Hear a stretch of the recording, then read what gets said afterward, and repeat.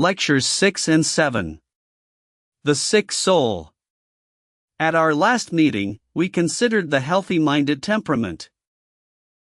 The temperament which has a constitutional incapacity for prolonged suffering, and in which the tendency to see things optimistically is like a water of crystallization in which the individual's character is set. We saw how this temperament may become the basis for a peculiar type of religion, a religion in which good, even the good of this world's life, is regarded as the essential thing for a rational being to attend to. This religion directs him to settle his scores with the more evil aspects of the universe by systematically declining to lay them to heart or make much of them, by ignoring them in his reflective calculations, or even, on occasion, by denying outright that they exist. Evil is a disease, and worry over disease is itself an additional form of disease, which only adds to the original complaint. Even repentance and remorse, affections which come in the character of ministers of good, may be but sickly and relaxing impulses. The best repentance is to up and act for righteousness, and forget that you ever had relations with sin. Spinoza's philosophy has this sort of healthy-mindedness woven into the heart of it, and this has been one secret of its fascination. He whom reason leads, according to Spinoza, is led altogether by the influence over his mind of good. Knowledge of evil is an inadequate knowledge, fit only for slavish minds. So Spinoza categorically condemns repentance. When men make mistakes, he says, one might perhaps expect gnawings of conscience and repentance to help to bring them on the right path, and might thereupon conclude, as everyone does conclude, that these affections are good things.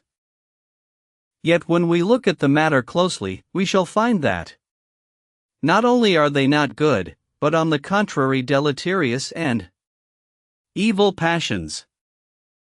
For it is manifest that we can always get along better by reason and love of truth than by worry of conscience and remorse.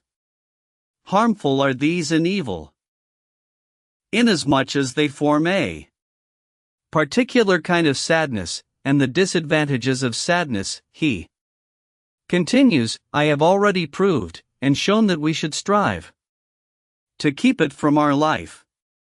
Just so we should endeavor. Since uneasiness of conscience and remorse are of this kind of complexion, to flee and shun these states of mind.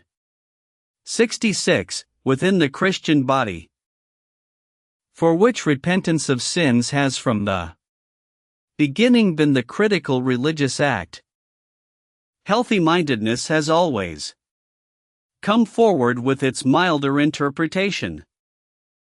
Repentance according to such healthy-minded Christians means getting away from the sin, not groaning and writhing over its commission. The Catholic practice of confession and absolution is in one of its aspects little more than a systematic method of keeping healthy-mindedness on top. By it a man's accounts with evil are periodically squared and audited, so that he may start the clean page with no old debts inscribed. Any Catholic will tell us how clean and fresh and free he feels after the purging operation. Martin Luther by no means belonged to the healthy-minded type in the radical sense in which we have discussed it, and he repudiated priestly absolution for sin. Yet in this matter of repentance he had some very healthy-minded ideas, due in the main to the largeness of his conception of God. When I was a monk, he says, I thought that I was utterly cast away, if at any time I felt the lust of the flesh, that is to say, if I felt any evil motion, fleshly lust, wrath, hatred, or envy against any brother. I essayed many ways to help to quiet my conscience, but it would not be. For the concupiscence and lust of my flesh did always return, so that I could not rest, but was continually vexed with these thoughts, this or that sin thou hast committed, thou art infected with envy, with impatiency, and such other sins. Therefore thou art entered into this holy order in vain, and all thy good works are unprofitable. But if then I had rightly understood these sentences of Paul, the flesh lusteth contrary to the Spirit, and the Spirit contrary to the flesh, and these two are one against another, so that ye cannot do the things that ye would do. I should not have so miserably tormented myself, but should have thought and said to myself, as now commonly I do, Martin, thou shalt not utterly be without sin, for thou hast flesh, thou shalt therefore feel the battle thereof. I remember that Staupitz was wont to say, I have vowed unto God above 1,000 times that I would become a better man, but I never performed that which I vowed. Hereafter I will make no such vow, for I have now learned by experience that I am not able to perform it. Unless, therefore, God be favorable and merciful unto me for Christ's sake, I shall not be able, with all my vows and all my good deeds, to stand before him. This, of Staupitz, was not only a true, but also a godly and a holy desperation, and this must they all confess, both with mouth and heart, who will be saved. For the godly trust not to their own righteousness. They look unto Christ their reconciler, who gave his life for their sins. Moreover, they know that the remnant of sin which is in their flesh is not laid to their charge, but freely pardoned. Notwithstanding, in the meanwhile they fight in spirit against the flesh, lest they should fulfill the lusts thereof, and although they feel the flesh to rage and rebel, and themselves also do fall sometimes into sin through infirmity, yet are they not discouraged, nor think therefore that their state and kind of life, and the works which are done according to their calling, displease God, but they raise up themselves by faith. 67. One of the heresies for which the Jesuits got that spiritual genius, Molinos, the founder of Quietism, so abominably condemned was his healthy-minded opinion of repentance. When thou fallest into a fault, in what matter soever it be, do not trouble nor afflict thyself for it. For they are effects of our frail nature, stained by original sin. The common enemy will make thee believe, as soon as thou fallest into any fault, that thou walkest in error, and therefore art out of God and his favor. And herewith would he make thee distrust of the divine grace, telling thee of thy misery, and making a giant of it, and putting it into thy head that every day thy soul grows worse instead of better, whilst it so often repeats these failings. O blessed soul, open thine eyes, and shut the gate against these diabolical suggestions, knowing thy misery, and trusting in the mercy divine. Would not he be a mere fool who, running at tournament with others, and falling in the best of the career, should lie weeping on the ground and afflicting himself with discourses upon his fall? Man, they would tell him, lose no time, get up and take the course again. For he that rises again quickly and continues his race is as if he had never fallen. If thou sayest thyself fallen once and 1,000 times, thou oughtest to make use of the remedy which I have given thee, that is, a loving confidence in the divine mercy. These are the weapons with which thou must fight and conquer cowardice and vain thoughts. This is the means thou oughtest to use, not to lose time, not to disturb thyself, and reap no good. 68. Now, in contrast with such healthy-minded views as these, if we treat them as a way of deliberately minimizing evil, stands a radically opposite view, a way of maximizing evil, if you please so to call it, based on the persuasion that the evil aspects of our life are of its very essence, and that the world's meaning most comes home to us when we lay them most to heart. We have now to address ourselves to this more morbid way of looking at the situation. But as I closed our last hour with a general philosophical reflection on the healthy-minded way of taking life, I should like at this point to make another philosophical reflection upon it before turning to that heavier task. You will excuse the brief delay. If we admit that evil is an essential part of our being and the key to the interpretation of our life, we load ourselves down with a difficulty that has always proved burdensome in philosophies of religion. Theism, whenever it has erected itself into a systematic philosophy of the universe, has shown a reluctance to let God be anything less than all in all.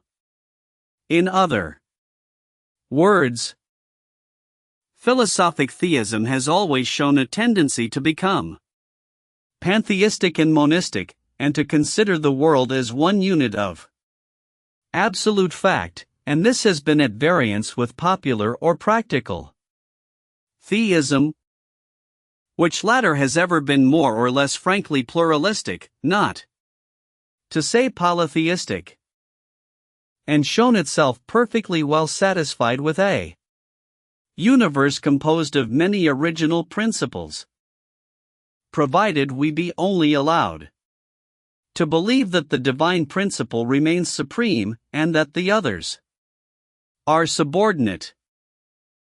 In this latter case, God is not necessarily responsible for the existence of evil. He would only be responsible if it were not finally overcome. But on the monistic or pantheistic view, evil, like everything else, must have its foundation in God. And the difficulty is to see how this can possibly be the case if God be absolutely good. This difficulty faces us in every form of philosophy in which the world appears as one flawless unit of fact. Such a unit is an individual, and in it the worst parts must be as essential as the best, must be as necessary to make the individual what he is. Since if any part whatever in an individual were to vanish or alter, it would no longer be that individual at all.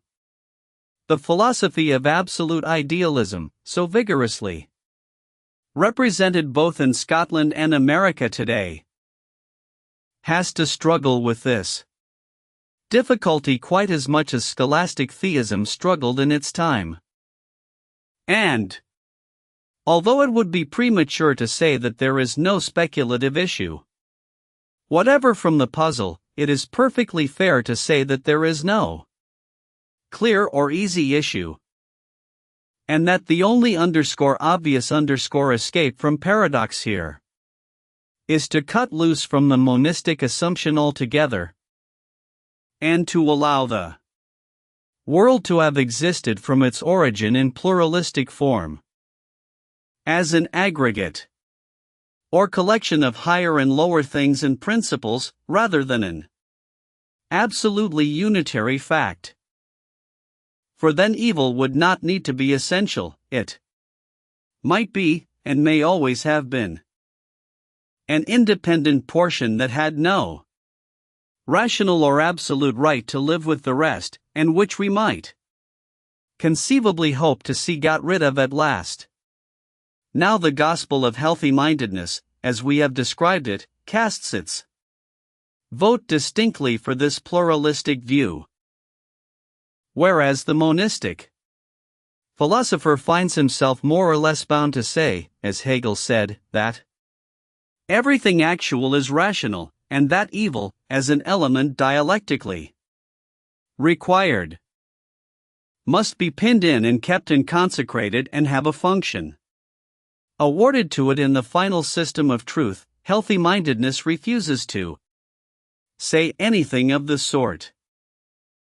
69. Evil, it says, is emphatically irrational, and not to be pinned in, or preserved, or consecrated in any final system of truth. It is a pure abomination to the Lord, an alien unreality, a waste element, to be sloughed off and negated, and the very memory of it, if possible, wiped out and forgotten. The ideal, so far from being co-extensive with the whole actual, is a mere extract from the actual, marked by its deliverance from all contact with this diseased, inferior, and excrementitious stuff. Here we have the interesting notion fairly and squarely presented to us of there being elements of the universe which may make no rational whole, in conjunction with the other elements, and which, from the point of view of any system which those other elements make up, can only be considered so much irrelevance and accident, so much dirt, as it were, and matter out of place. I ask you now not to forget this notion. For although most philosophers seem either to forget it or to disdain it too much ever to mention it, I believe that we shall have to admit it ourselves in the end, as containing an element of truth. The mind-cure gospel thus once more appears to us as having dignity and importance. We have seen it to be a genuine religion, and no mere silly appeal to imagination to cure disease. We have seen its method of experimental verification to be not unlike the method of all science. And now here we find mind cure as the champion of a perfectly definite conception of the metaphysical structure of the world. I hope that, in view of all this, you will not regret my having pressed it upon your attention at such length. Let us now say goodbye for a while to all this way of thinking, and turn towards those persons who cannot so swiftly throw off the burden of the consciousness of evil, but are congenitally fated to suffer from its presence. Just as we saw that in healthy-mindedness there are shallower and profounder levels, happiness like that of the mere animal, and more regenerate sorts of happiness, so also are there different levels of the morbid mind, and the one is much more formidable than the other. There are people for whom evil means only a maladjustment with things a wrong correspondence of one's life with the environment. Such evil as this is curable, in principle at least, upon the natural plane. For merely by modifying either the self or the things, or both at once, the two terms may be made to fit, and all go merry as a marriage bell again. But there are others for whom evil is no mere relation of the subject to particular outer things, but something more radical and general, a wrongness or vice. in his essential nature, which no alteration of the environment, or any superficial rearrangement of the inner self, can cure, and which requires a supernatural remedy. On the whole, the Latin races have leaned more towards the former way of looking upon evil, as made up of ills and sins, in the plural, removable in detail, while the Germanic races have tended rather to think of sin in the singular, and with a capital S, as of something ineradicably ingrained in our natural subjectivity, and never to be removed by any superficial piecemeal operations. 70. These comparisons of races are always open to exception, but undoubtedly the northern tone in religion has inclined to the more intimately pessimistic persuasion, and this way of feeling, being the more extreme, we shall find by far the more instructive for our study. Recent psychology has found great use for the word threshold as a symbolic designation for the point at which one state of mind passes into another. Thus we speak of the threshold of a man's consciousness in general, to indicate the amount of noise, pressure, or other outer stimulus which it takes to arouse his attention at all. One with a high threshold will doze through an amount of racket by which one with a low threshold would be immediately waked. Similarly, when one is sensitive to small differences in any order of sensation, we say he has a low difference threshold, his mind easily steps over it into the consciousness of the differences in question. And just so we might speak of a pain threshold, fear threshold, a misery threshold, and find it quickly overpassed by the consciousness of some individuals, but lying too high in others to be often reached by their consciousness. The sanguine and healthy-minded live habitually on the sunny side of their misery line, the depressed and melancholy live beyond it, in darkness and apprehension. There are men who seem to have started in life with a bottle or two of champagne inscribed to their credit, whilst others seem to have been born close to the pain threshold, which the slightest irritants fatally send them over. Does it not appear as if one who lived more habitually on one side of the pain threshold might need a different sort of religion from one who habitually lived on the other? This question of the relativity of different types of religion to different types of need arises naturally at this point, and will become a serious problem ere we have done. But before we confront it in general terms, we must address ourselves to the unpleasant task of hearing what the sick souls, as we may call them in contrast to the healthy-minded, have to say of the secrets of their prison house, their own peculiar form of consciousness. Let us then resolutely turn our backs on the once-born and their sky-blue optimistic gospel. Let us not simply cry out, in spite of all appearances, hurrah! For the universe, God's in his heaven, all's right with the world. Let us see rather whether pity, pain, and fear, and the sentiment of human helplessness may not open a profounder view and put into our hands a more complicated key to the meaning of the situation. To begin with, how can underscore things so insecure as the successful experiences of this world afford a stable anchorage? A chain is no stronger than its weakest link, and life is after all a chain. In the healthiest and most prosperous existence, how many links of illness, danger, and disaster are always interposed? unsuspectedly from the bottom of every fountain of pleasure, as the old poet said, something bitter rises up, a touch of nausea, a falling dead of the delight, a whiff of melancholy, things that sound a knell, for fugitive as they may be, they bring a feeling of coming from a deeper region and often have an appalling convincingness. The buzz of life ceases at their touch as a piano string stops sounding when the damper falls upon it. Of course, the music can commence again, and again, at intervals.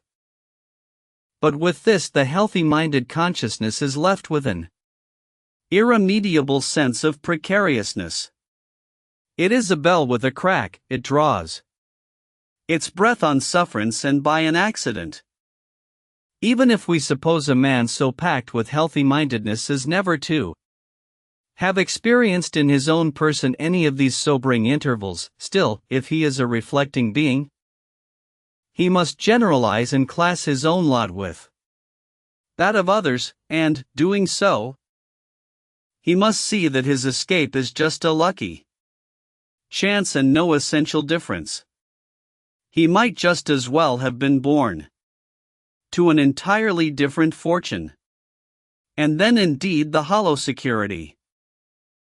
What kind of a frame of things is it of which the best you can say is, "Thank God, it has let me off clear this time"? Is not its blessedness a fragile fiction? Is not your joy in it a very vulgar glee, not much unlike the snicker of any rogue at his success? If indeed it were all success, even on such terms as that. But take the happiest man, the one most envied by the world, and in 9 cases out of 10 his inmost consciousness is one of failure. Either his ideals and the line of his achievements are pitched far higher than the achievements themselves, or else he has secret ideals of which the world knows nothing, and in regard to which he inwardly knows himself to be found wanting. When such a conquering optimist as Goethe can express himself in this wise, how must it be with less successful men? "I will say nothing," writes Goethe in 1824, "against the course of my existence. But at bottom it has been nothing but pain and burden, and I can affirm that during the whole of my 75 years, I have not had 4 weeks of genuine well-being.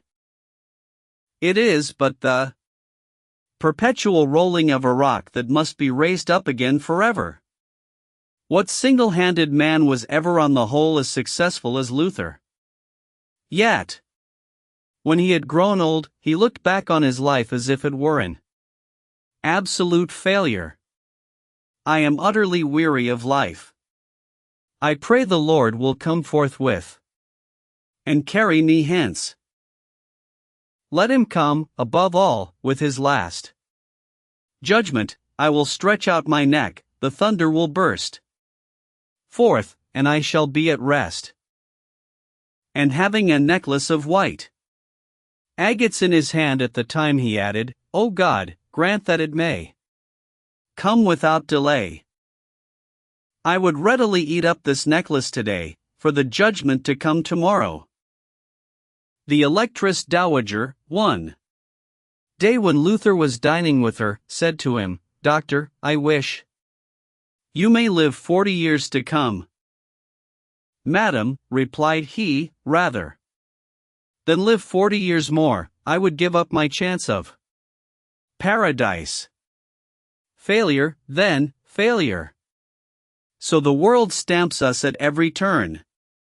We strew it with our blunders, our misdeeds, our lost opportunities, with all the memorials of our inadequacy to our vocation. And with what a damning emphasis does it then blot us out. No easy fine, no mere apology or formal expiation, will satisfy the world's demands, but every pound of flesh exacted is soaked with all its blood. The subtlest forms of suffering known to man are connected with the poisonous humiliations incidental to these results. And they are pivotal human experiences. A process so ubiquitous and everlasting is evidently an integral part of life. There is indeed one element in human destiny, Robert Louis Stevenson writes, that not blindness itself can controvert. Whatever else we are intended to do, we are not intended to succeed. Failure is the fate allotted. 71. And our nature being thus rooted in failure, is it any wonder that theologians should have held it to be essential, and thought that only through the personal experience of humiliation which it engenders the deeper sense of life's significance is reached? 72. But this is only the first stage of the world's sickness. Make the human being's sensitiveness a little greater, carry him a little farther over the misery threshold, and the good quality of the successful moments themselves when they occur is spoiled and vitiated. All natural goods perish. Riches take wings, fame is a breath, love is a cheat, youth and health and pleasure vanish. Can things whose end is always dust and disappointment be the real goods which our souls require? Back of everything is the great spectre of universal death, the all-encompassing blackness. What profit hath a man of all his labor which he taketh under the sun? I looked on all the works that my hands had wrought, and behold, all was vanity and vexation of spirit. For that which befalleth the sons of men befalleth beasts, as the one dieth, so dieth the other, all are of the dust, and all turn to dust. Again, the dead know not anything, neither have they any more a reward, for the memory of them is forgotten. Also their love and their hatred and their envy is now perished. Neither have they any more a portion forever in anything that is done under the sun. Truly the light is sweet, and a pleasant thing it is for the eyes to behold the sun. But if a man live many years and rejoice in them all, yet let him remember the days of darkness, for they shall be many. In short, life and its negation are beaten up inextricably together. But if the life be good, the negation of it must be bad. Yet the two are equally essential facts of existence, and all natural happiness thus seems infected with a contradiction. The breath of the sepulchre surrounds it. To a mind attentive to this state of things and rightly subject to the joy-destroying chill which such a contemplation engenders, the only relief that healthy-mindedness can give is by saying, "Stuff and nonsense, get out into the open air." Or cheer up, old fellow, you'll be all right ere long, if you will only drop your morbidness. But in all seriousness, can such bald animal talk as that be treated as a rational answer? 2. Ascribe religious value to mere happy-go-lucky contentment with one's brief chance at natural good is but the very consecration of forgetfulness and superficiality. Our troubles lie indeed too deep for that cure. The fact that we can die, that we can be ill at all, is what perplexes us. The fact that we now for a moment live and are well is irrelevant to that perplexity. We need a life not correlated with death, a health not liable to illness, a kind of good that will not perish, a good in fact that flies beyond the goods of nature. It all depends on how sensitive the soul may become to discords. The trouble with me is that I believe too much in common happiness and goodness, said a friend of mine whose consciousness was of this sort, and nothing can console me for their transiency. I am appalled and disconcerted at its being possible. And so with most of us. A little cooling down of animal excitability and instinct, a little loss of animal toughness, a little irritable weakness and descent of the pain threshold, will bring the worm at the core of all our usual springs of delight into full view, and turn us into melancholy metaphysicians. The pride of life and glory of the world will shrivel. It is after all but the standing quarrel of hot youth and hoary eld. Old age has the last word. The purely naturalistic look at life, however enthusiastically it may begin, is sure to end in sadness. This sadness lies at the heart of every merely positivistic, agnostic, or naturalistic scheme of philosophy. Let sanguine healthy-mindedness do its best with its strange power of living in the moment and ignoring and forgetting. Still, the evil background is really there to be thought of, and the skull will grin in at the banquet.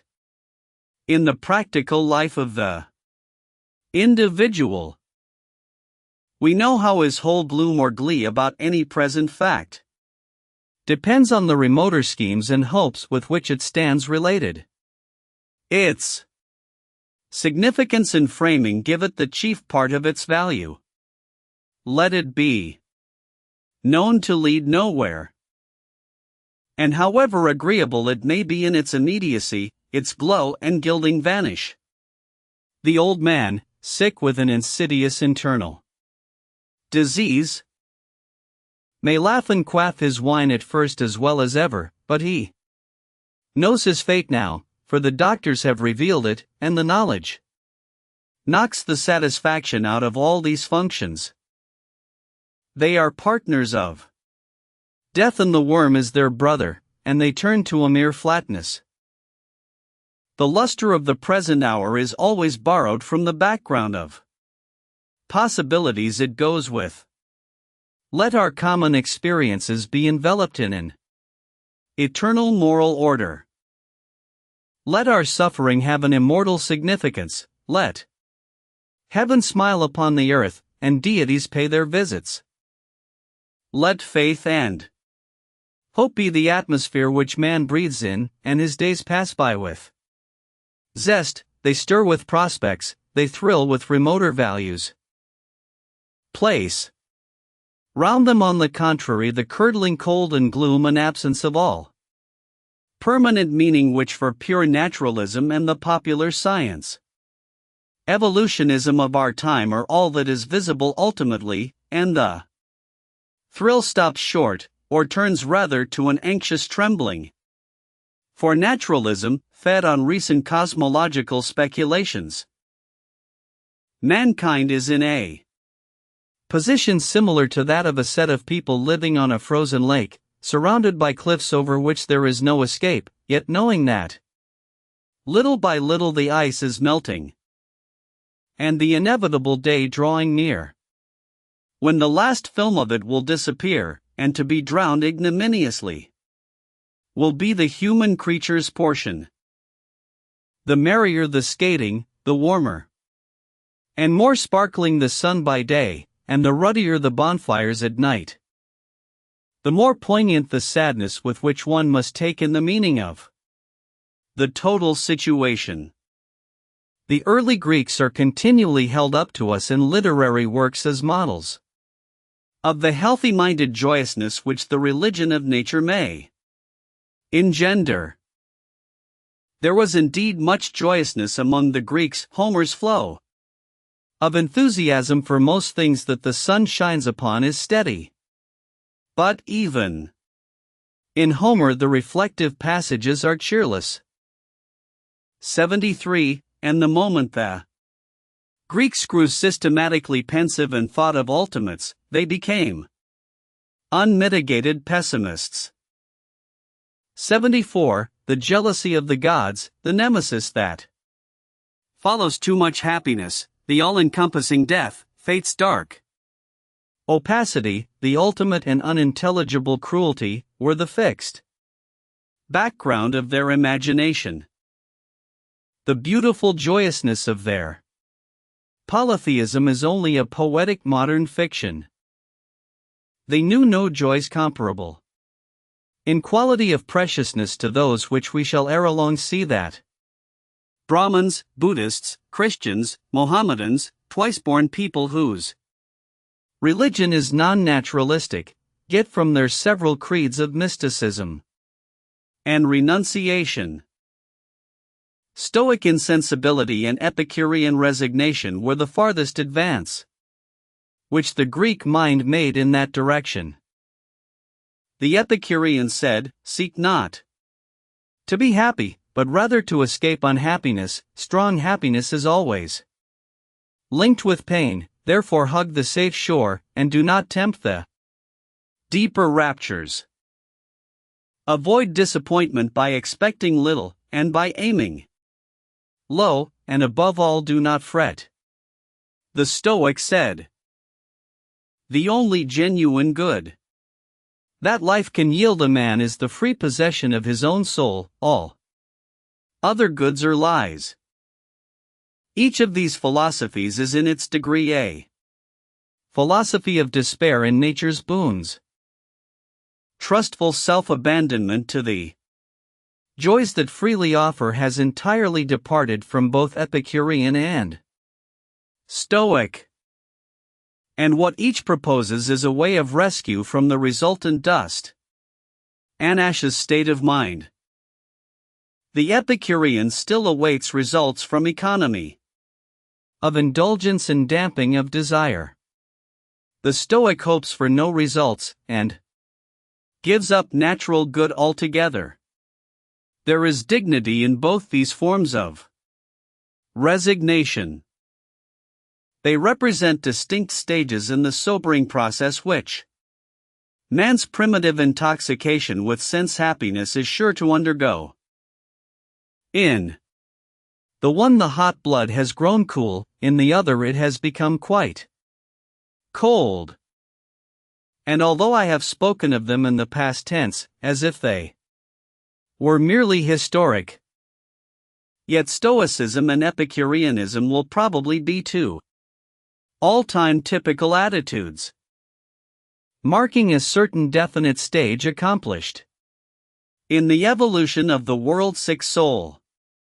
75. They mark the conclusion of what we call the once-born period, and represent the highest flights of what twice-born religion would call the purely natural man, Epicureanism, which can only by great courtesy be called a religion, showing his refinement, and Stoicism exhibiting his moral will. They leave the world in the shape of an unreconciled contradiction, and seek no higher unity. Compared with the complex ecstasies which the supernaturally regenerated Christian may enjoy, or the Oriental pantheist indulge in, their receipts for equanimity are expedients which seem almost crude in their simplicity. Please observe, however, that I am not yet pretending finally to judge any of these attitudes. I am only describing their variety. The securest way to the rapturous sorts of happiness of which the twice-born make report has as an historic matter of fact been through a more radical pessimism than anything that we have yet considered. We have seen how the luster and enchantment may be rubbed off from the goods of nature. But there is a pitch of unhappiness so great that the goods of nature may be entirely forgotten, and all sentiment of their existence vanish from the mental field. For this extremity of pessimism to be reached, something more is needed than observation of life and reflection upon death. The individual must in his own person become the prey of a pathological melancholy, as the healthy-minded enthusiast succeeds in ignoring evil's very existence.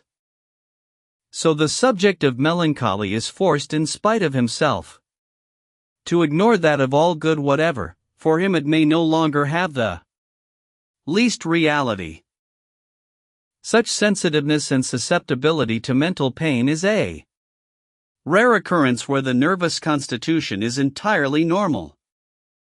1.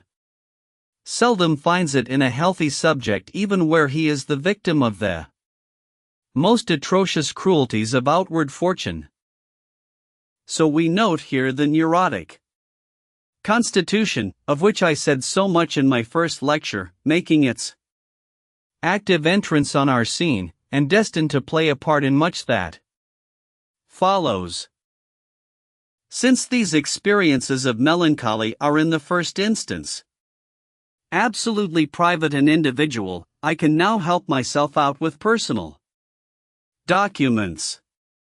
Painful indeed they will be to listen to, and there is almost an indecency in handling them in public. Yet they lie right in the middle of our path. And if we are to touch the psychology of religion at all seriously, we must be willing to forget conventionalities and dive below the smooth and lying official conversational surface. One can distinguish many kinds of pathological depression. Sometimes it is mere passive joylessness and dreariness, discouragement, dejection, lack of taste and zest in spring. Professor Ribot has proposed the name anhedonia to designate this condition. The state of anhedonia. If I may coin a new word to pair off with analgesia he writes, has been very little studied, but it exists. A young girl was smitten with a liver disease which for some time altered her constitution. She felt no longer any affection for her father and mother. She would have played with her doll, but it was impossible to find the least pleasure in the act. The same things which formerly convulsed her with laughter entirely failed to interest her now. Esquirol observed the case of a very intelligent magistrate who was also a prey to hepatic disease. Every emotion appeared dead within him. He manifested neither perversion nor violence, but complete absence of emotional reaction. If he went to the theater, which he did out of habit, he could find no pleasure there. The thought of his house, of his home, of his wife, and of his absent children moved him as little, he said, as a theorem of Euclid. 76. Prolonged seasickness will in most persons produce a temporary condition of anhedonia. Every good, terrestrial or celestial, is imagined only to be turned from with disgust. A temporary condition of this sort, connected with the religious evolution of a singularly lofty character, both intellectual and moral, is well described by the Catholic philosopher, Father Grétry, in his autobiographical recollections. In consequence of mental isolation and excessive study at the Polytechnic School, young Grétry fell into a state of nervous exhaustion with symptoms which he thus describes: I had such a universal terror that I woke at night with a start, thinking that the Pantheon was tumbling on the Polytechnic School, or that the school was in flames, or that the Seine was pouring into the catacombs, and that Paris was being swallowed up. And when these impressions were past, all day long without respite I Suffered an incurable and intolerable desolation, verging on despair. I thought myself, in fact, rejected by God, lost, damned. I felt something like the suffering of hell. Before that I had never even thought of hell. My mind had never turned in that direction. Neither discourses nor reflections had impressed me in that way. I took no account of hell. Now, and all at once, I suffered in a measure what is suffered there. But what was perhaps still more dreadful is that every idea of heaven was taken away from me. I could no longer conceive of anything of the sort. Heaven did not seem to me worth going to. It was like a vacuum, a mythological Elysium, an abode of shadows, less real than the earth. I could conceive no joy, no pleasure in inhabiting it. Happiness, joy, light, affection, love, all these words were now devoid of sense. Without doubt I could still have talked of all these things, but I had become incapable of feeling anything in them, of understanding anything about them, of hoping anything from them, or of believing them to exist. There was my great and inconsolable grief. I neither perceived nor conceived any longer the existence of happiness or perfection.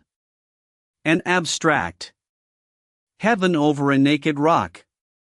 Such was my present abode for eternity. 77. So much for melancholy in the sense of incapacity for joyous feeling. A much worse form of it is positive and active anguish, a sort of psychical neuralgia wholly unknown to healthy life. Such anguish may partake of various characters, having sometimes more the quality of loathing, sometimes that of irritation and exasperation, or again of self-mistrust and self-despair, or of suspicion, anxiety, trepidation, fear.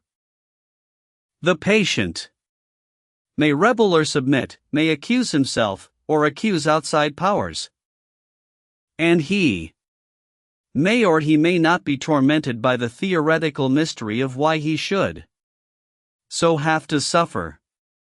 Most cases are mixed cases, and we should not treat our classifications with too much respect.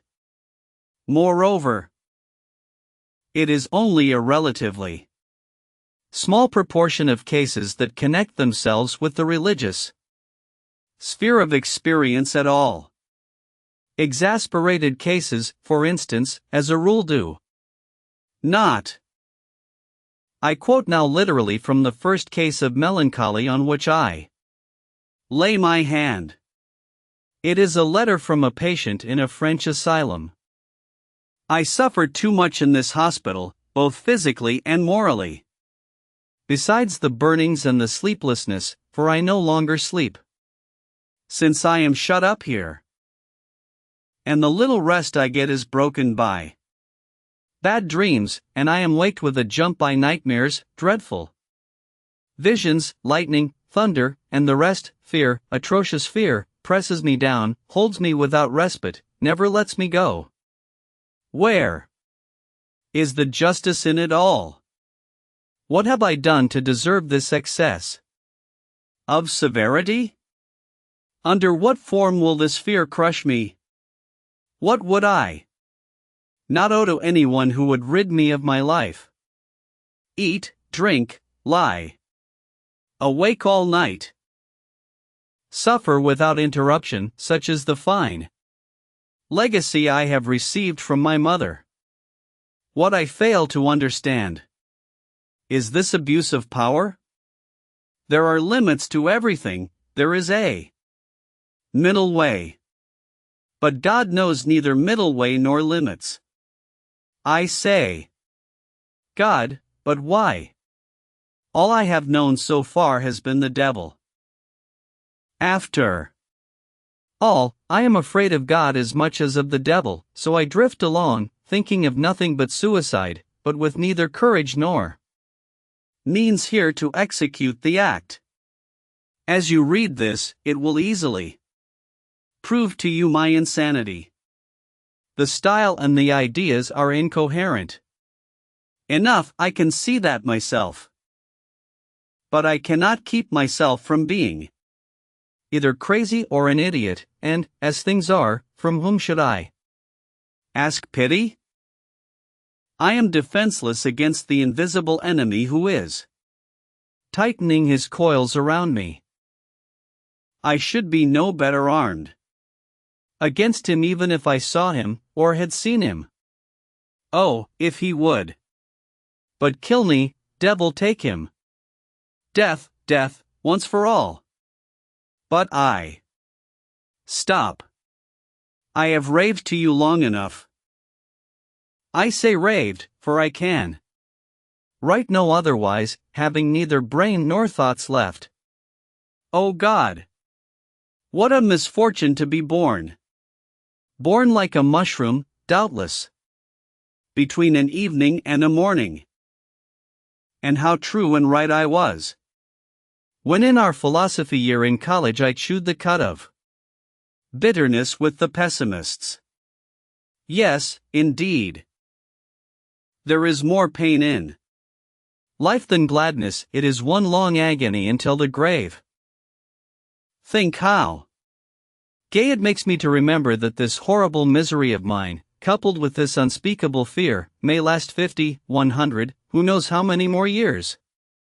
78. This letter shows two things.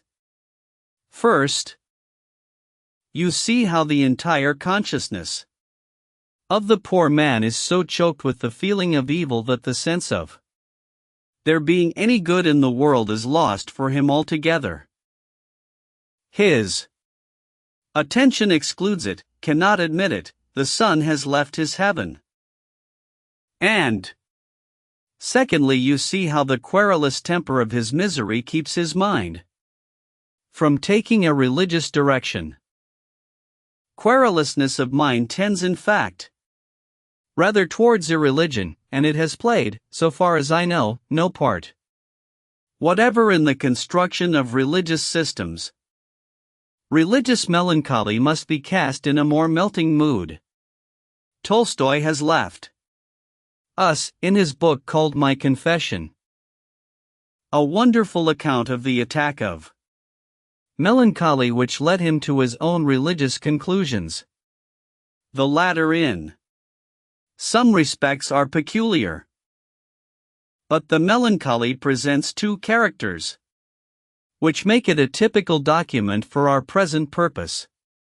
First, it is a well-marked case of anhedonia, of passive loss of appetite for all life's values, and second, it shows how the altered and estranged aspect which the world assumed in consequence of this stimulated Tolstoy's intellect to a gnawing, carking questioning, and effort for philosophic relief. I mean to quote Tolstoy at some length, but before doing so, I will make a general remark on each of these 2 points. First, on our spiritual judgments and the sense of value in general. It is notorious that facts are compatible with opposite emotional comments, since the same fact will inspire entirely different feelings in different persons, and at different times in the same person. And there is no rationally deducible connection between any outer fact and the sentiments it may happen to provoke. These have their source in another sphere of existence altogether, in the animal and spiritual region of the subject's being. Conceive yourself, if possible, suddenly stripped of all the emotion with which your world now inspires you, and try to imagine it underscore as it exists underscore, purely by itself, without your favorable or unfavorable, hopeful or apprehensive comment. It will be almost impossible for you to realize such a condition of negativity and deadness. No one portion of the universe would then have importance beyond another. And the whole collection of its things and series of its events would be without significance, character, expression, or perspective. Whatever of value, interest, or meaning our respective worlds may appear endued with are thus pure gifts of the spectator's mind. The passion of love is the most familiar and extreme example of this fact. If it comes, it comes; if it does not come, no process of reasoning can force it.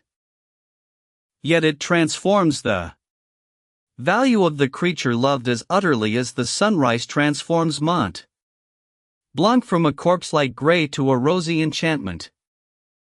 And it sets the whole world to a new tune for the lover and gives a new issue to his life. So, with fear, with indignation, jealousy, ambition, worship, if they are there, life changes. And whether they shall be there or not depends almost always upon non-logical, often on organic conditions. And as the excited interest which these passions put into the world is our gift to the world, just so are the passions themselves gifts to us, from sources sometimes low and sometimes high, but almost always non-logical and beyond our control. How can the moribund old man reason back to himself the romance, the mystery, the imminence of great things with which our old earth tingled for him in the days when he was young and well? Gifts, either of the flesh or of the spirit, and the spirit bloweth where it listeth. And the world's materials lend their surface passively to all the gifts alike, as the stage setting receives indifferently whatever alternating colored lights may be shed upon it from the optical apparatus in the gallery. Meanwhile, the practically real world for each one of us, the effective world of the individual, is the compound world. The physical facts and emotional values in indistinguishable combination. Withdraw or pervert either factor of this complex resultant, and the kind of experience we call pathological ensues. In Tolstoy's case, the sense that life had any meaning whatever was for a time wholly withdrawn. The result was a transformation in the whole expression of reality. When we come to study the phenomenon of conversion or religious regeneration, we shall see that a not infrequent consequence of the change operated in the subject is a transfiguration of the face of nature in his eyes. A new heaven seems to shine upon a new earth.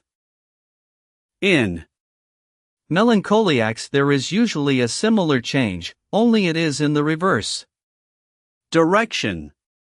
The world now looks remote, strange, sinister, uncanny. Its color is gone, its breath is cold, there is no speculation in the eyes it glares with. It is as if I lived in another century, says one asylum patient. I see everything through a cloud, says another, things are not as they were, and I am changed. I see, says a third, I touch, but the things do not come near me. A thick veil alters the hue and look of everything. Persons move like shadows, and sounds seem to come from a distant world. There is no longer any past for me, people appear so strange, it is as if I could not see any reality, as if I were in a theater, as if people were actors, and everything were scenery. I can no longer find myself. I walk, but why? Everything floats before my eyes, but leaves no impression. I weep false tears, I have unreal hands, Things I see are not real things.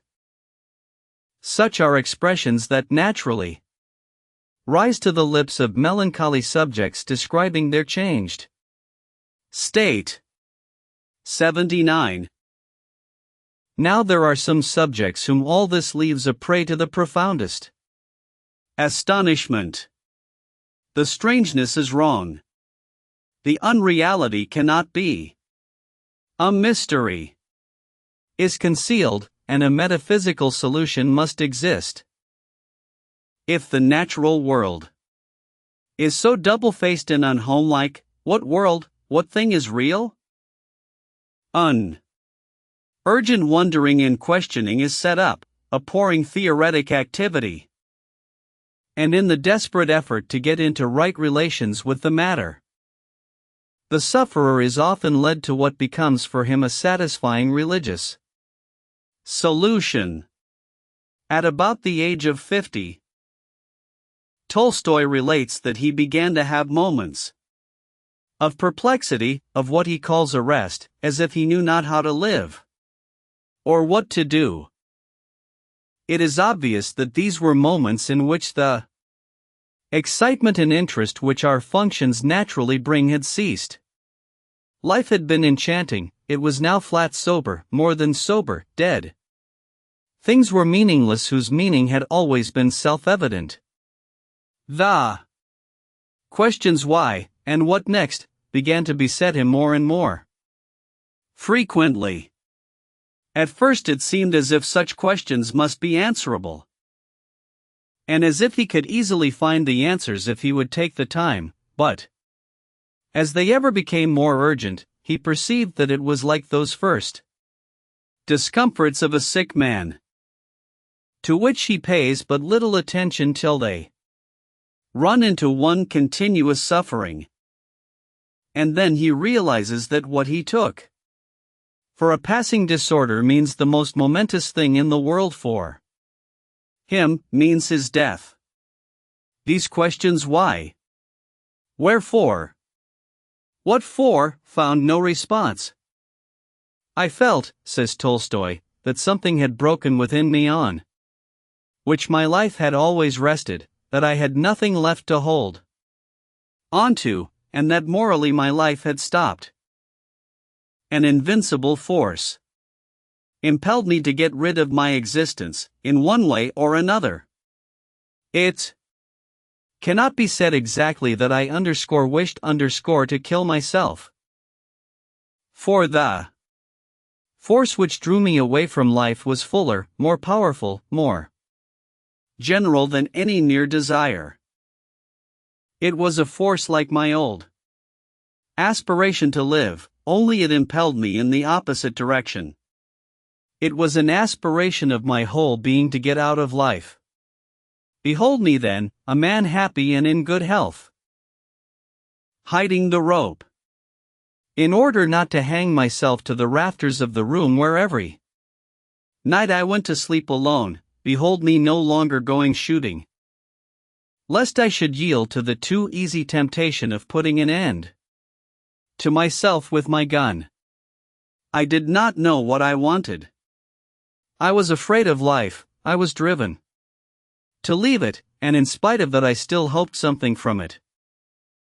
All this took place at a time when, so far as all my outer circumstances went, I ought to have been completely happy.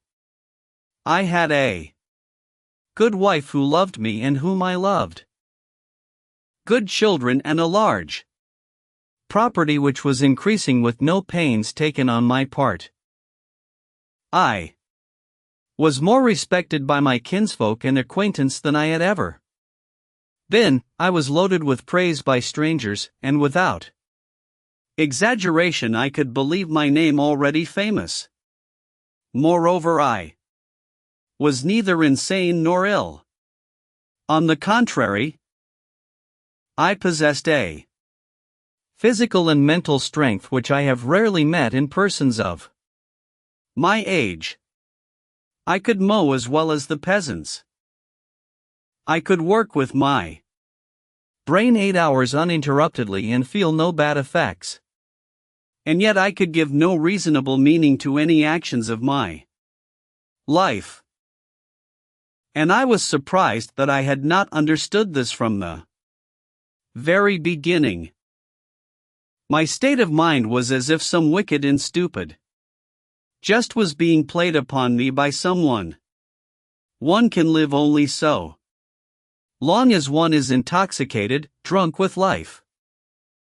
But when one grows sober, one cannot fail to see that it is all a stupid cheat. What is truest about it is that there is nothing even funny or silly in it. It is cruel and stupid, purely and simply. The Oriental fable of the traveler surprised in the desert by a wild beast is very old. Seeking to save himself from the fierce animal, the traveler jumps into a well with no water in it. But at the bottom of this well, he sees a dragon waiting with open mouth to devour him. And the unhappy man, not daring to go out lest he should be the prey of the beast, not daring to jump to the bottom lest he should be devoured by the dragon, clings to the branches of a wild bush, which grows out of one of the cracks of the well. His hands weaken, and he feels that he must soon give way to certain fate, but still he clings, and sees two mice, one white, the other black, evenly moving round the bush to which he hangs, and gnawing off its roots. The traveler sees this and knows that he must inevitably perish. But while thus hanging he looks about him and finds on the leaves of the bush some drops of honey. These he reaches with his tongue and licks them off with rapture. Thus I hang upon the boughs of life, knowing that the inevitable dragon of death is waiting ready to tear me, and I cannot comprehend why I am thus made a martyr. I try to suck the honey, which formerly consoled me, but the honey pleases me no longer. And day and night the white mouse and the black mouse gnaw the branch to which I cling. I can see but one thing: the inevitable dragon and the mice. I cannot turn my gaze away from them. This is no fable, but the literal incontestable truth which every one may understand. What will be the outcome of what I do today? Of what I shall do tomorrow? What will be the outcome of all my life? Why should I live? Why should I do anything? Is there in life any purpose which the inevitable death which awaits me does not undo and destroy? These questions are the simplest in the world. From the stupid child to the wisest old man, they are in the soul of every human being. Without an answer to them, it is impossible, as I experienced, for life to go on. But perhaps, I often said to myself, there may be something I have failed to notice or to comprehend. It is not possible that this condition of despair should be natural to mankind. And I sought for an explanation in all the branches of knowledge acquired by men. I questioned painfully and protractedly and with no idle curiosity. I sought, not with indolence, but laboriously and obstinately for days and nights together. I sought like a man who is lost and seeks to save himself, and I found nothing. I became convinced, moreover, that all those who before me had sought for an answer in the sciences have also found nothing. And not only this, but that they have recognized that the very thing which was leading me to despair, the meaningless absurdity of life, is the only incontestable knowledge accessible to man. To prove this point, Tolstoy quotes the Buddha, Solomon, and Schopenhauer. And he finds only 4 ways in which men of his own class and society are accustomed to meet the situation. Either mere animal blindness, sucking the honey without seeing the dragon or the mice, and from such a way, he says, I can learn nothing, after what I now know, or reflective Epicureanism, snatching what it can while the day lasts, which is only a more deliberate sort of stupefaction than the first, or manly suicide. Or seeing the mice and dragon and yet weakly and plaintively clinging to the bush of life. Suicide was naturally the consistent course dictated by the logical intellect. Yet, says Tolstoy, whilst my intellect was working, something else in me was working too, and kept me from the deed. A consciousness of life, as I may call it, which was like a force that obliged my mind to fix itself in another direction and draw me out of my situation of despair. During the whole course of this year, when I almost unceasingly kept asking myself how to end the business, whether by the rope or by the bullet, during all that time, alongside of all those movements of my ideas and observations, my heart kept languishing with another pining emotion. I can call this by no other name than that of a thirst for God. This craving for God had nothing to do with the movement of my ideas. In fact, it was the direct contrary of that movement, but it came from my heart. It was like a feeling of dread that made me seem like an orphan and isolated in the midst of all these things that were so foreign. And this feeling of dread was mitigated by the hope of finding the assistance of some 180 of the process, intellectual as well as emotional, which, starting from this idea of God, led to Tolstoy's recovery. I will say nothing in this lecture, reserving it for a later hour. The only thing that need interest us now is the phenomenon of his absolute disenchantment with ordinary life, and the fact that the whole range of habitual values may, to a man as powerful and full of faculty as he was, come to appear so ghastly a mockery. When disillusionment has gone as far as this, there is seldom a restitutio ad integrum . One has tasted of the fruit of the tree, and the happiness of Eden never comes again. The happiness that comes, when any does come, and often enough it fails to return in an acute form, though its form is sometimes very acute, is not the simple ignorance of ill, but something vastly more complex, including natural evil as one of its elements. But finding natural evil no such stumbling block in terror, because it now sees it swallowed up in supernatural good. The process is one of redemption, not of mere reversion to natural health, and the sufferer, when saved, is saved by what seems to him a second birth, a deeper kind of conscious being than he could enjoy before. We find a somewhat different type of religious melancholy enshrined in literature in John Bunyan's autobiography. Tolstoy's preoccupations were largely objective. For the purpose and meaning of life in general was what so troubled him.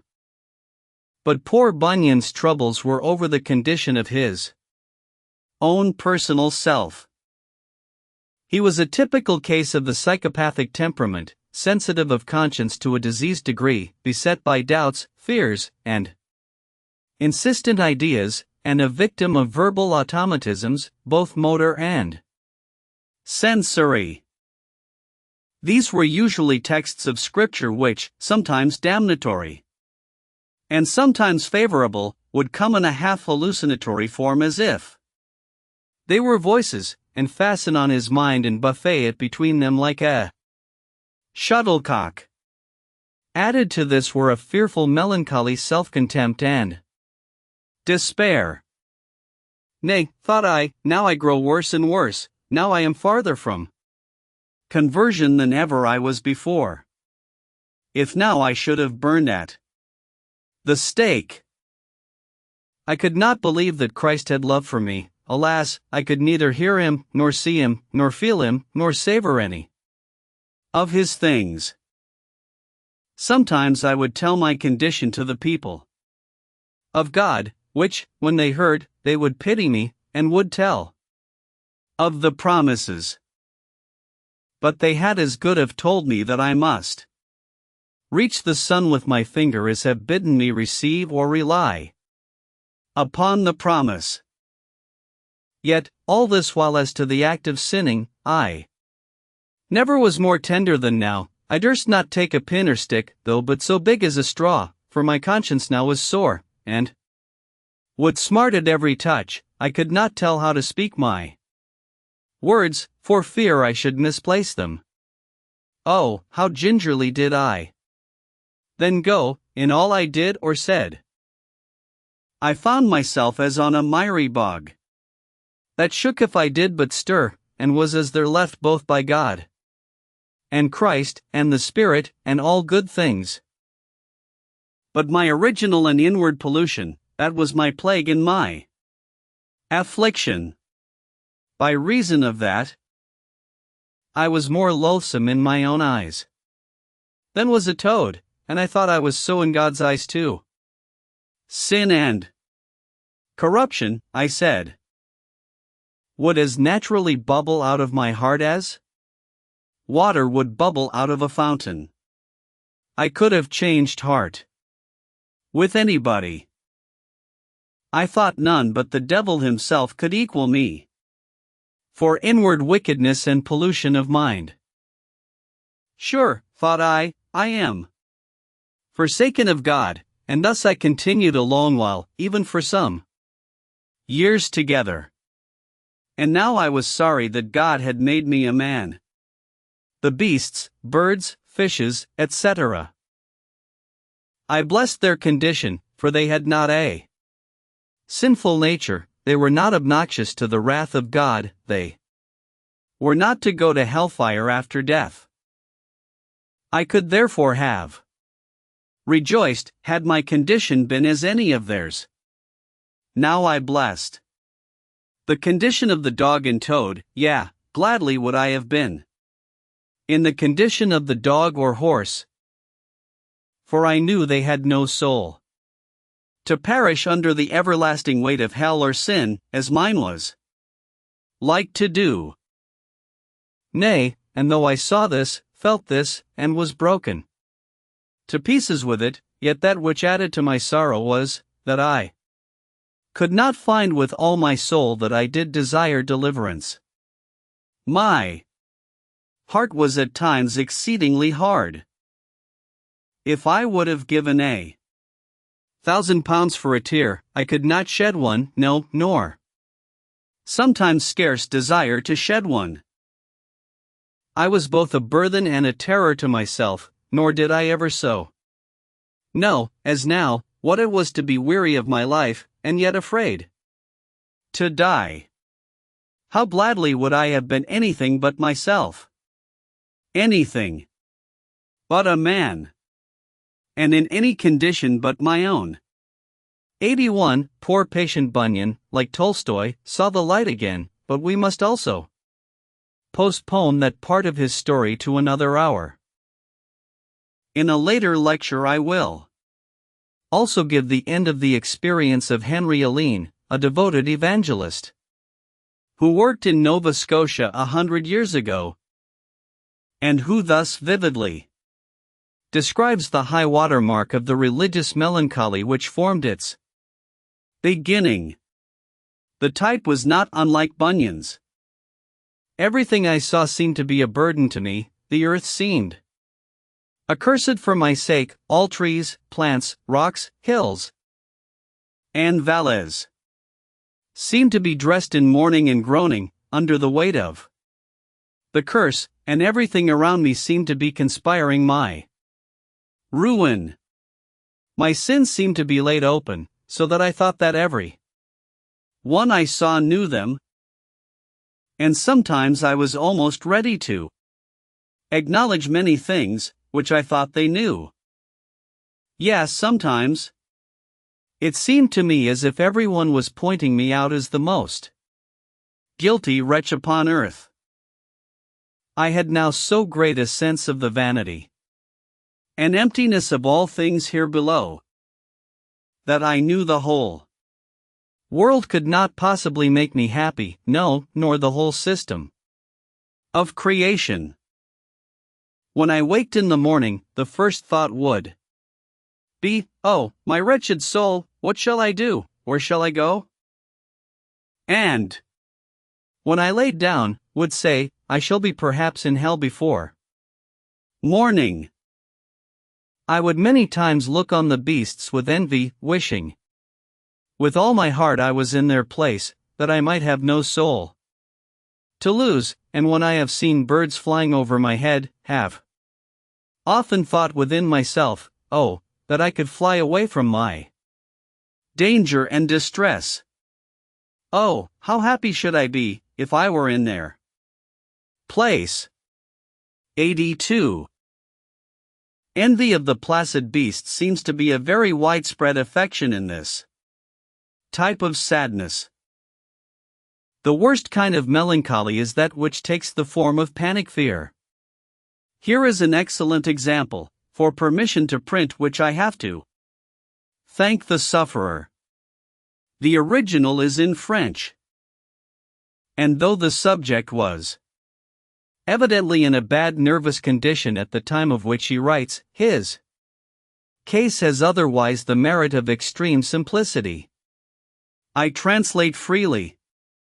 Whilst in this state of philosophic pessimism and general depression of spirits about my prospects, I went one evening into a dressing room in the twilight to procure some article that was there, when suddenly there fell upon me without any warning, just as if it came out of the darkness, a horrible fear of my own existence.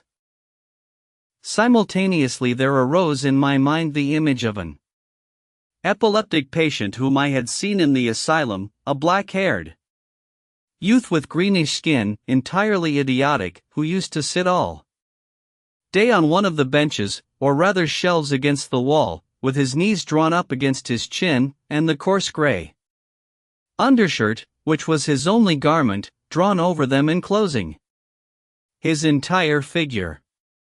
He sat there like a sort of sculptured Egyptian cat or Peruvian mummy, moving nothing but his black eyes and looking absolutely non-human. This image and my fear entered into a species of combination with each other. Underscore that shape am I felt, potentially, nothing that I possess can defend me against that fate, if the hour for it should strike for me as it struck for him. There was such a horror of him, and such a perception of my own merely momentary discrepancy from him, that it was as if something hitherto solid within my breast gave way entirely, and I became a mass of quivering fear.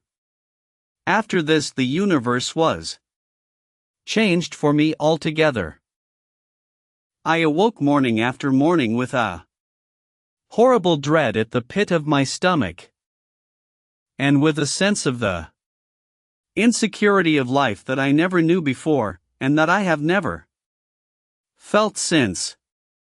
83. It was like a revelation, and although the immediate feelings passed away, the experience has made me sympathetic with the morbid feelings of others ever since. It gradually faded, but for months I was unable to go out into the dark alone. In general, I dreaded to be left alone. I remember wondering how other people could live, how I myself had ever lived, so unconscious of that pit of insecurity beneath the surface of life.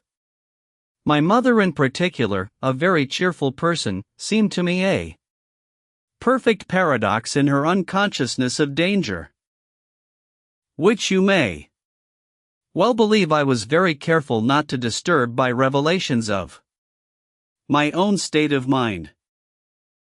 I have always thought that this experience of melancholia of mine had a religious bearing. On asking this correspondent to explain more fully what he meant by these last words, the answer he wrote was this: I mean that the fear was so invasive and powerful that if I had not clung to scripture texts like, "The eternal God is my refuge," etc., "Come unto me, all ye that labor and are heavy laden," etc., "I am the resurrection and the life," etc., I think I should have grown really insane. 84. There is no need of more examples. The cases we have looked at are enough. One of them gives us the vanity of mortal things, another the sense of sin, and the remaining one describes the fear of the universe. And in one or other of these three ways it always is that man's original optimism and self-satisfaction get leveled with the dust. In none of these cases was there any intellectual insanity or delusion about matters of fact. But were we disposed to open the chapter of really insane melancholia, with its hallucinations and delusions, it would be a worse story still, desperation absolute and complete. The whole universe coagulating about the sufferer into a material of overwhelming horror, surrounding him without opening or end. Not the conception or intellectual perception of evil, but the grisly blood-freezing heart-palsying sensation of it close upon one, and no other conception or sensation able to live for a moment in its presence. How irrelevantly remote seem all our usual refined optimisms and intellectual and moral consolations in presence of a need of help like this. Here is the real core of the religious problem: help. Help. No prophet can claim to bring a final message unless he says things that will have a sound of reality in the ears of victims such as these. But the deliverance must come in as strong a form as the complaint, if it is to take effect. And that seems a reason why the coarser religions, revivalistic, orgiastic, with blood and miracles and supernatural operations, may possibly never be displaced. Some constitutions need them too much. Arrived at this point, we can see how great an antagonism may naturally arise between the healthy-minded way of viewing life and the way that takes all this experience of evil as something essential to this latter way, the morbid-minded way, as we might call it. Healthy-mindedness pure and simple seems unspeakably blind and shallow. To the healthy-minded way, on the other hand, the way of the sick soul seems unmanly and diseased. With their grubbing in rat holes instead of living in the light, with their manufacture of fears, and preoccupation with every unwholesome kind of misery. There is something almost obscene about these children of wrath and cravers of a second birth. If religious intolerance and hanging and burning could again become the order of the day, there is little doubt that, however it may have been in the past, the healthy-minded would at present show themselves the less indulgent party of the two. In our own attitude, not yet abandoned, of impartial onlookers, what are We to say of this quarrel? It seems to me that we are bound to say that morbid-mindedness ranges over the wider scale of experience, and that its survey is the one that overlaps the method of averting one's attention from evil. And living simply in the light of good is splendid as long as it will work. It will work with many persons, it will work far more generally than most of us are ready to suppose. And within the sphere of its successful operation there is nothing to be said against it as a religious solution. But it breaks down impotently as soon as melancholy comes, and even though one be quite free from melancholy oneself, there is no doubt that healthy-mindedness is inadequate as a philosophical doctrine, because the evil facts which it refuses positively to account for are a genuine portion of reality, and they may after all be the best key to life's significance, and possibly the only openers of our eyes to the deepest levels of truth. The normal process of life contains moments as bad as any of those which insane melancholy is filled with. Moments in which radical evil gets its innings and takes its solid turn. The lunatic's visions of horror are all drawn from the material of daily fact. Our civilization is founded on the shambles, and every individual existence goes out in a lonely spasm of helpless agony. If you protest, my friend, wait till you arrive there yourself. To believe in the carnivorous reptiles of geologic times is hard. For our imagination, they seem too much like mere museum specimens. Yet, there is no tooth in any one of those museum skulls that did not daily, through long years of the foretime, hold fast to the body struggling in despair of some fated living victim. Forms of horror just as dreadful too. Their victims, if on a smaller spatial scale, fill the world about us today. Here on our very hearths and in our gardens the infernal cat plays with the panting mouse, or holds the hot bird fluttering in her jaws. Crocodiles and rattlesnakes and pythons are at this moment vessels of life, as real as we are. Their loathsome existence fills every minute of every day that drags its length along, and whenever they or other wild beasts clutch their living prey, the deadly horror which an agitated melancholiac feels is the literally right reaction on the situation. 85. It may indeed be that no religious reconciliation with the absolute totality of things is possible. Some evils, indeed, are ministerial to higher forms of good.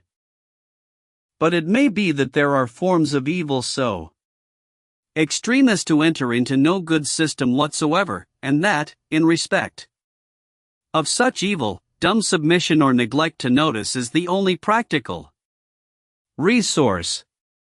This question must confront us on a later day.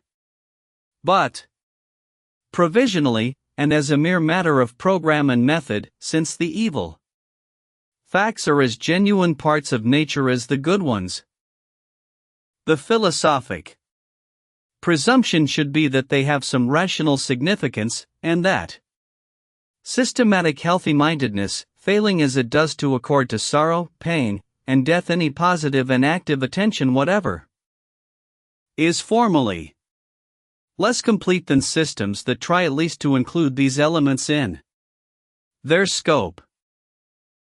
The completest religions would therefore seem to be those in which the pessimistic elements are best developed. Buddhism, of course, and Christianity are the best known to us of these. They are essentially religions of deliverance. The man must die to an unreal life before he can be born into the real life. In my next lecture, I will try to discuss some of the psychological conditions of this second birth. Fortunately, from now onward, we shall have to deal with more cheerful subjects than those which we have recently been dwelling on.